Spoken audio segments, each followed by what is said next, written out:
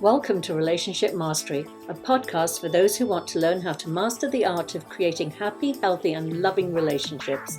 Please join me, Adey-Jones, and my co-host, Barry Selby, each Tuesday at 1 p.m. Pacific for a lively and informative conversation on everything to do with relationships.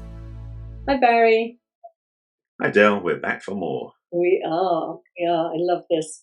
So, and hi, everybody else. Thank you for joining us. If you watched last week's episode, we talked about betrayal, overcoming betrayal, and whether, your relationship was salvageable a lot or not. And I did mention that some people stay in a relationship, even if it's being sort of pieced together, glued back in fragments for the children. And then we thought, well, that's a great subject to talk about separately, was about raising children in a healthy environment. And there was this thought that used to be that, all children do better in a two-parent family. And I certainly thought that growing up. That was my dream, that I wish I'd had that. But that's not always the case. So I thought we would talk about that today, that as much as if you can, and you can give your children a healthy environment to grow up in, that would be wonderful. But staying in an emotionally abusive or physically abusive or household with drug addiction or whatever it is definitely not a healthy environment for children. So, why don't you go ahead, Barry, and just share a little bit about what your thoughts on this subject? Sure. Well, in full transparency, just in case anybody doesn't know, I don't have any kids of my own. So what I'm sharing from here is anecdotal in some cases, also my own experience, because I also was a child, like all of us were. So I speak from my experience. Just I want to be clear up front that I can't speak to raising kids because I haven't had any of my own that way. But I can talk about friends of mine and people I know and clients who have raised kids. So just to be transparent.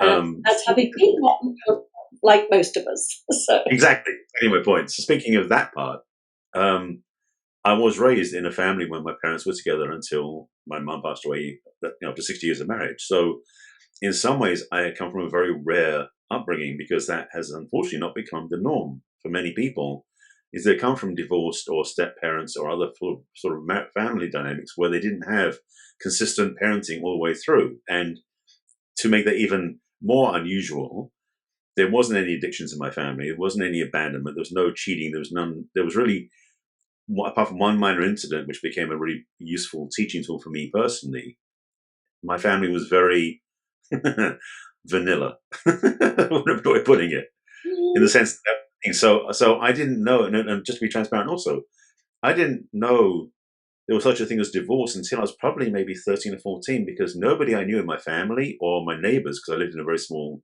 cul-de-sac in the town I lived in, when the next door neighbors were filing for divorce, it was a shock to everybody. It's like, because we lived around the central green, so it was almost like living in a circle. So everybody knew each other, and all the kids played together. And so when this couple said they were getting divorced, I went to my parents and said, "What is that?" I literally did not know what divorce was. So my understanding of life, in some ways, was kind of sheltered in one way. But so in terms of the whole, so we'll get more into the conversation about this topic. But just in terms of laying the groundwork for what I came from, I suspect I may have had a very healthy upbringing, I should say healthy environment that I was raised in, despite the other things that my parents did or didn't do the right way, the wrong way, whatever. So I want to put that on the table first. So you can show, I know you have a very different experience of being raised than I did. Yes, for sure. Yes, obviously I did not grow up in a two-parent family. And really, honestly, I don't think I even knew the word divorced either when I was very young, because nobody was in the environment that I grew up, or in the community rather. I think people did stay married back then. It was, I was born in 1959, so it was, I grew up in the 60s. But as you all know, my mother was not married when she had me, and so I was raised by a single mother. And I always wished for a father. I desperately wished for a father. I thought if I'd had a father, that things would have been a lot less painful for me growing up, and I would have been happier. And I think in many ways that's, I have two sons, a 26-year-old and a 30-year-old. And And I wanted that more than anything for them. And if I'm honest, I think I wanted it for myself too. I think I was living vicariously through them by having that intact two-parent family with, in a normal house, not growing up in a home for mentally disabled people. So that was my sort of, it wasn't my dream when I was younger. I mean, I definitely was a bit more of like a bit like my mum, a bit of a maverick growing up. I never thought I'd really get married, and then I hit my 30s, and I thought, oh, hang on a minute, maybe I will. maybe. I mean, I always knew I wanted children, but I think I was always going to have them the way my mother had them, which was as a single parent in a way. But once I committed to, having a relationship and having children in that relationship, I was fully committed. I was 100% in. And when it was an unhealthy relationship, I did everything I could to make it work. And it was really my therapist at the time that said, as much as I admire you for giving it everything, this might not be the healthiest environment to bring up your children in. And it was a shock to me because I had sort of this ingrained belief that staying together, if it wasn't physically violent, then staying together was the best for the children. And my therapist helped me see that the environment in which my children were growing up was not a healthy environment for them to witness, the fighting and everything else that they were witnessing. And so it took a lot of courage for me to leave. But I'm glad I did. And my children are incredibly healthy and beautiful young men and very respectful and very loving. So I think it was, looking back, the right decision to make. Mm-hmm. But the reason also I wanted to share this was I was part of a summit on Monday. It was a whole day. It was like 12 hours of a summit called Families Matter. And it was all around parenting and raising children and how to raise healthy children. And my talk was on, growing up in a narcissistic environment and that impact that can have on children. So I just wanted to share a little bit about that because it was so well received and people were like, oh my God, I hadn't really thought about that. But when you do grow up with a narcissistic parent, you often don't feel like you're seen for yourself. That parent sees you as an extension of them, and they can be very sort of controlling. There's a lot here, so I'm not going to give it all. I'm going to let Barry jump in as well with his experience. But even as something as subtle, well, not so subtle. Some narcissistic parents are extremely abusive, and others are just subtle. But what I'm saying is sometimes I will get clients coming to me and they're clearly codependent. They're in a narcissistic relationship, and they'll say things like, well, it wasn't that bad. It wasn't that bad with the way that I was raised. And I said, well, did you ever feel that if you didn't do what your parents wanted, that your parents would withdraw love and affection? And they go, oh, always. Sometimes my mum or my dad wouldn't talk to me for 3 days. And I said, well, that's abandonment. That's emotional abandonment. That is, it's not like I love you despite what you did. I'm going to give you consequences for a behavior. It's actually punishing you and treating you as though you're unlovable because of that thing that you did. So I just wanted to mention because sometimes people don't see that as having some dysfunction in their childhood. Right. I want to add another component of the conversation because the biggest, not the biggest necessarily, but one of the most critical things that happens for kids also is during that divorce, that paradigm is I remember being in a seminar back in, gosh, it's going to be late 80s, like 85, 86. It was a children's seminar. I was staffing. I'd done the adult seminar, so I came and volunteered for the children's seminar. And there were probably, 50, 60 children between 6 and 9, I think was the age range. And at one point during the weekend, the facilitator asked the children, like, okay, put your hands up of any kids who come from divorced families. And well over half the kids put their hands up. And it really was again, shock to the system. Because again, and I'd only been in LA, come from a somewhat sheltered existence in England for about 5 years, 6 years at this point. So I didn't have a lot of grounding understanding of how high the divorce rate was. So it was a big shock. So that was when I started becoming like, what is going on with families where they're not staying together? And also, what is happening to the children when parents get divorced? Because unfortunately, a lot of divorce situations or divorce relationships, the children become collateral damage. Or I should say, collateral damage happens to the children, where a lot of things happen to them. A lot of times, kids, in fact, take on the feeling that they are the reason why the divorce happened.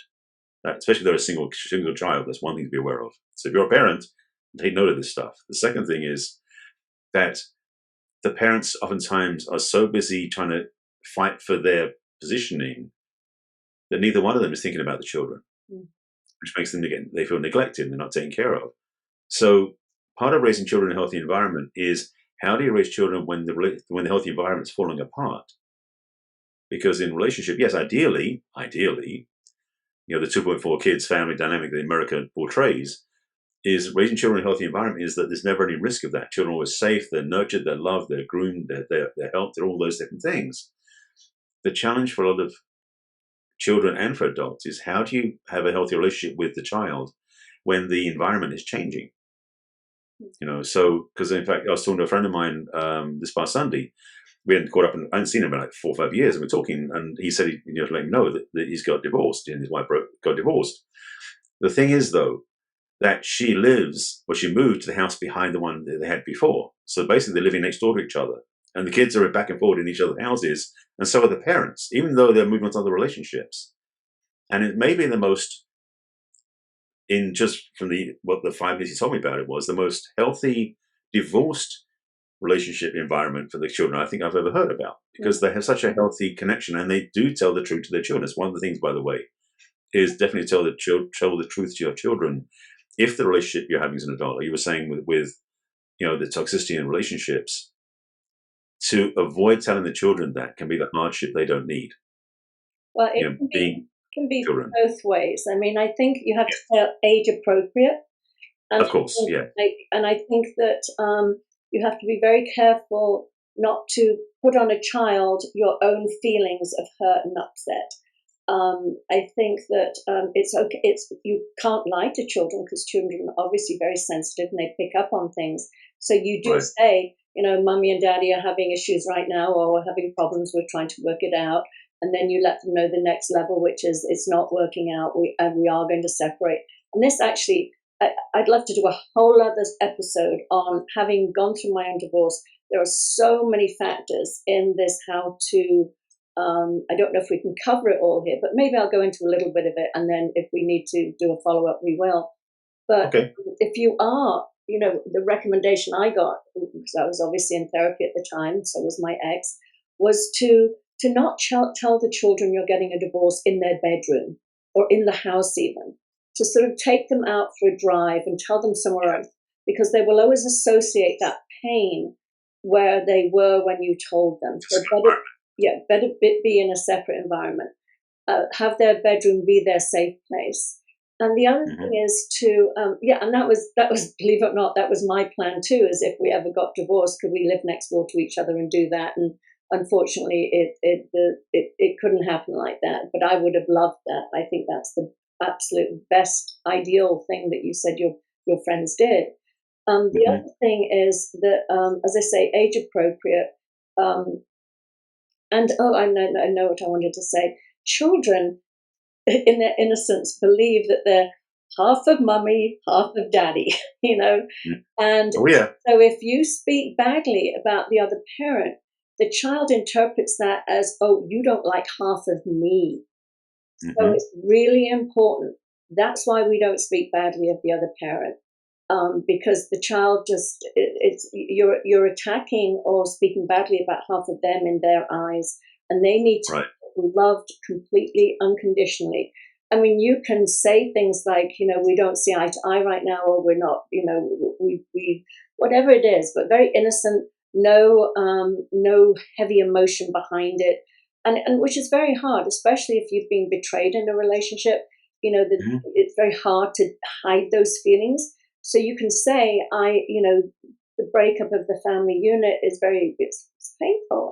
I'm being honest about it. It's hurtful. I wish we didn't have to do this. So you're acknowledging your pain, but you're not blaming the other parent for it. You're just acknowledging that, but that you say that I always just say to my children, we might be living in separate homes, but you can never break up a family. We are still a family unit, whether we live Yeah. together or not. We're still family, and we'll always will be family.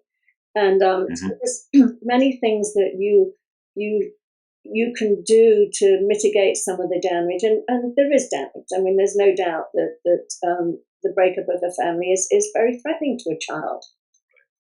So, So getting back into the healthy environment piece, because I know we're going into divorce a lot in this one conversation. But one of the things about raising children in a healthy environment, and this is the thing we talked about this before, I know, about how we inherit patterns from our parents, mhm. inherit behaviors and beliefs and things from our parents we don't even realize we're catching on to because we're very young. We don't even think about it; it just comes in. Thinking about that as a parent of young children, I didn't really realize that what you're doing in your life, why, like, you basically imagine that when you're in your house with the kids, you're on camera, Mhm. you're being seen, so that you and your partner, presuming a healthy relationship for sake of argument in this context, is that you realize that when you communicate with your partner, when you do things, when you hug, when you are together, imagine you're on camera 24/7, because your children will be watching. Mhm. And if you do things where you start bad mouthing each other, or having arguments, or giving each other a cold shoulder, or other things that are negative, they take it in. Mm. So to raise children in a healthy environment means to create a context where you and your partner, ideally, have a healthy relationship in front of them. Again, like you're on camera, because it sounds so simplistic, but it really is that way. We record what's happening in our lives as children without realizing that we're doing it, and our parents are the actors in our TV show, Yeah, sort of thing. yeah. So, It's a great. I remember our therapist telling us that too. You're always on camera. Your children are yeah, always watching.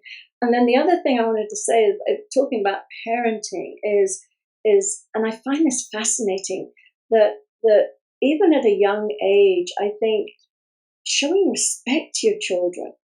Again, it's modeling. You respect your yeah, children. If you have something to say to them, and you want to correct a behavior or something like that, you take them aside. You don't embarrass them in front of their friends or their siblings. You simply say, hmm, I need to have a quick chat in the kitchen, whatever. I've got something for you, or anything like that. And to really, to for me, I think as a parent, as certainly as my children have grown up, to see that I've lived my life. It's my children's life. I might look and think, oh, I know what you should do, or what would be a good thing for you. But I really respect that. Hang on a minute. I've had my life. It's their life. Let hmm, them pursue their dreams. Let them live the way they want to live. And, zip your mouth up and sit on your hands and keep out unless asked for. Like I said, I always say to my children, when they come to talk to me, are you looking for advice? You're just looking to just talk, and very clear about what they want. And I respect that, and I'll accommodate them in whatever way they want. And the other thing hmm, is a lot of this protect, because I'm again thinking about the talk I gave on Monday, which was when some parents see their children's extensions of them. They reward them for making them look good, like, oh, you're the homecoming queen, or you're the star athlete, and they get sort of praise for what they do, not who they are. And that's hmm, painful, because children yeah, can grow up like terrified of even trying things. They're afraid of failure because they feel that they might lose that love and affection, because they've been brought up in that environment where they're only praised for their accomplishments, yeah, for just who they are. And that can be a pattern in life. It's that high achieving, and there's always that dissatisfaction, or that, as I said, they either become high achieving, always what's the next thing, what's the next thing, or afraid to try anything, because if they fail, they'll lose that love and a connection to somebody. So yeah.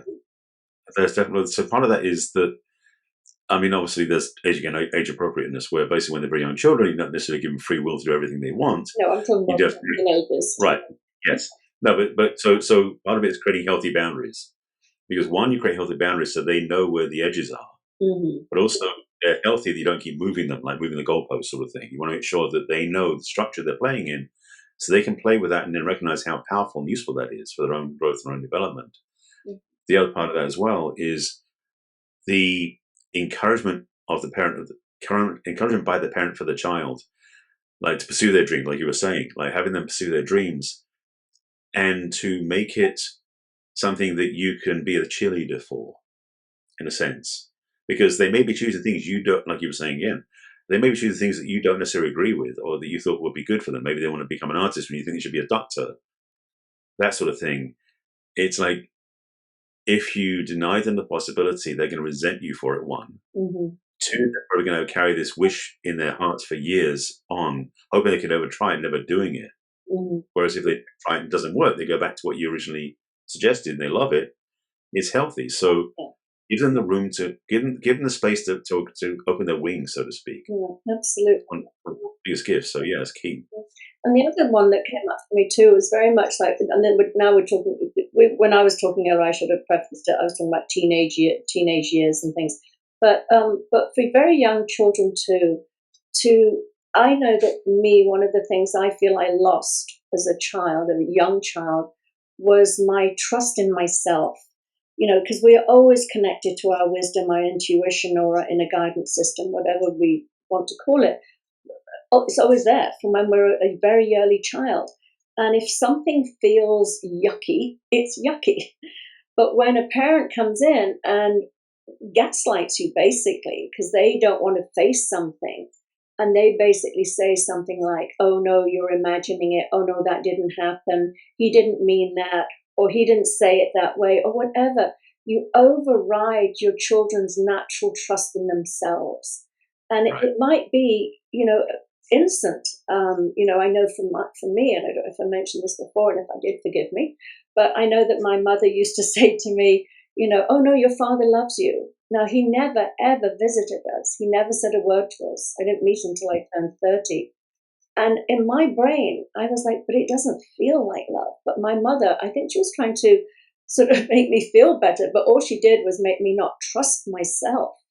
I didn't, because my inside I was thinking, well, this isn't love. If there's love, people come and see you and they're affectionate towards you, or they don't look the other way in the street when you pass them and things like that. So I was getting mixed messages. And Mm-hmm. children are really, really clever. And they pick up on things. Oh yeah. And they know things. And if your child is telling you something, and even if you are doubting it, respect that child and listen to that child and let the child express what they need to express, and go and be a detective, find out if something is not sort of you don't think, but don't just dismiss your child or doubt your child. Really listen to Yes. your children.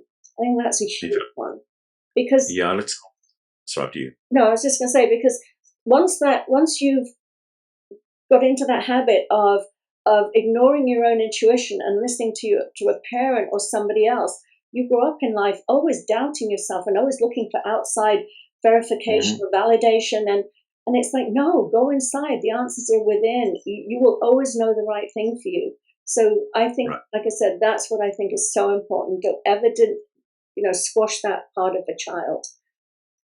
Well, what's what I was going to say was in a similar vein, or in fact, maybe saying another way, because what it says absolutely right on.